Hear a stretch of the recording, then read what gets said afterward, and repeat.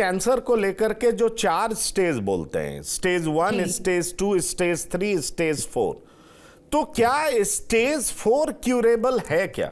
क्योंकि कहा यह जाता है कि स्टेज 1 क्यूरेबल है, 2 भी क्यूरेबल हो जाता है, स्टेज 4 में क्योर होने के चांसेस बहुत कम होते हैं, मिनिमम होते हैं। सच्चाई क्या है? क्योंकि स्टेज 4 के बारे में कहा जाता है मेटास्टेसिस हो चुका है, मतलब एक ऑर्गन से कई ऑर्गन में उसका फैलाव हो जाता है। सवाल ये उठता है कि इस स्टेज के पेशेंट को, मैं चाहूंगा हर स्टेज के बारे में आप बता दें, और साथ ही साथ 4th स्टेज वाले पेशेंट के लिए भी आप क्या ये मैसेज दे सकती हैं कि उनके डिजीज का भी क्योर संभव है, उन्हें अपना होप लूज नहीं करना चाहिए?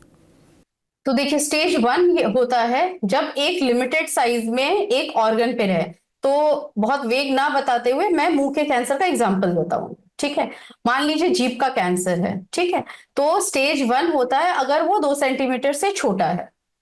अगर ये 2 से 5 सेंटीमीटर का हो जाता है तो ये स्टेज 2 में आ जाता है। जब ये अगल बगल के स्ट्रक्चर्स को, जैसे कि जीभ है और वहां से निकल के गिल्टियों में आ गया, ठीक है, तो वो स्टेज 3 में आ जाता है। स्टेज 4 भी 2 भाग में डिवाइडेड होता है, स्टेज 4A और स्टेज 4B। स्टेज 4A का मतलब है बीमारी अभी मुंह में ही है, गिल्टियों में है, बट जीभ से निकल के बागी जगह, जैसे जीभ से निकल के गाल में पहुंच गया, जीभ से निकल के इस चीज को हम फ्लोर ऑफ माउथ कहते हैं, यहां फैल गया, मतलब अपने स्ट्रक्चर को के अलावा अगल बगल के भी स्ट्रक्चर को पकड़ लिया है, तो ये स्टेज 4A में चला जाता है। और जब ये शरीर में फैल जाता है तो इसे स्टेज 4B कहते हैं। तो मोटा मोटा ये कहा जा सकता है कि स्टेज 4 जो है वो फैला हुआ डिजीज होता है। बट फिर मैं ये बोलूंगी, शरीर में बहुत सारे कैंसर्स होते हैं, हर कैंसर की जो स्टेजिंग होती है उसमें कुछ ना कुछ डिफरेंसेस होते हैं। स्टेज बनाया ही इसलिए जाता है ये समझने के लिए कि फैलाव कितना है और ट्रीटमेंट से रिस्पॉन्स कैसा आएगा। अब हमारे मेडिकल टर्म में एक नया टर्म इंट्रोड्यूस हो गया जिसको कि हम ओलिगोमेटास्टेसिस कहते हैं।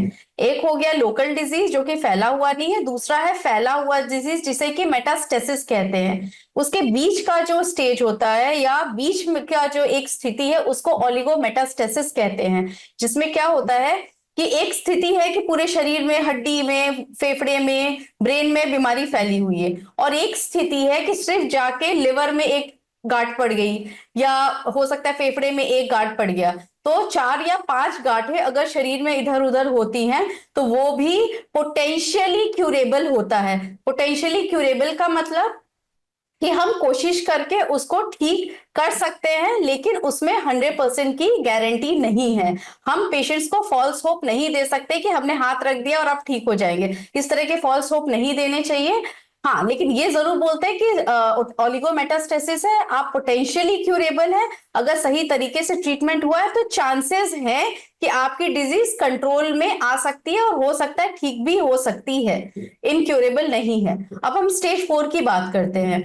अब मान लीजिए कोई, और कैंसर भी बहुत तरीके का होता है, कुछ कैंसर होते हैं, जैसे हम प्रोस्टेट कैंसर की बात करें, काफी बार 80 साल के मेल्स आते हैं, प्रोस्टेट कैंसर हड्डी में फैला हुआ, लेकिन वो उस कैंसर के साथ सालों साल जिंदा रहते हैं। उनकी डेथ कब कैसे होती है?